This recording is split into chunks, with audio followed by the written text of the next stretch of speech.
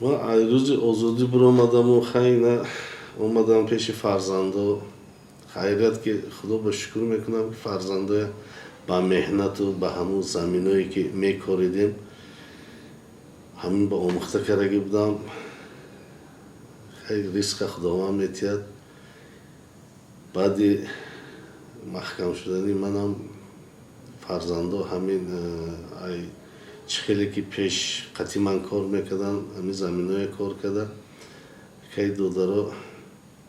بعد همین سوختنی بزرگ خیلی من قرضدار بودم.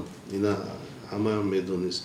فرزندا تا حضور ای جمع آوری کردگی همون وایشون دیخونیشون مکور برابر سودیان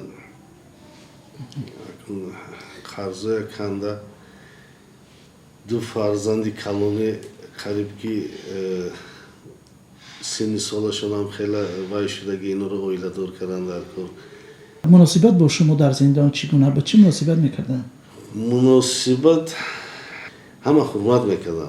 ای همون کارمندی محبوسای هم بعد محبوسای خودشون در بین همونو. در مرافعه شما ما اشتراک کردیم در چند مرافعتان که با اصرار میگفتید که گناه ندارد. بحث شما با جانب دعواگر روی مالکیت بازار اینا چی میشود؟ یا که دعوا میکنید از این بده که چی؟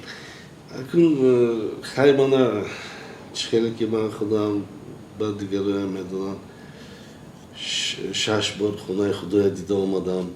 اینا در نصیب بود از زندان یک جای پستی اینجا هم رفته دیده آمدیم. من همین قصال حقیقت وای کردیم.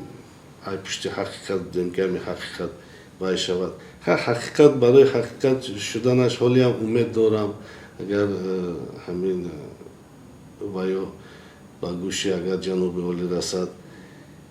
لیکن دیگه یکون وای فکری دعوا کردن دیگه حاضر مقصد اولینی من که من فرزندام اویله دور کنم و ای پشتی کار خوجگی شوم افتاد.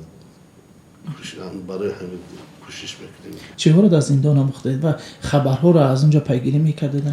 همه وقت ای خونه رسانده میستادن. هر هفته اینا چی نویگری در بیرون هست. در زندان بودگی آدم عذاب نمیکشد. خانواده زندان بودگی عذاب میکشن که مثال رای دور میروند و در گرمی در خونه که در بیرون 5 ساعت 6 ساعت ایستاده میدرویند با گشته میروند. عذاب همش با خانواده زندانیان است. نظر شما درباره عدالت و جای داشتن عدالت در مقامات قدرتی و سودی چی است؟ اکنون وقتی عدالت میگیم اکازر همین چیزا را دیدم. گفتم که خانه خدا رفته آمدم و بعد ای بالا بالا پستی دیدیم همش دیدیم. همش چهل گیم با قاضی کلان سپاریدیم.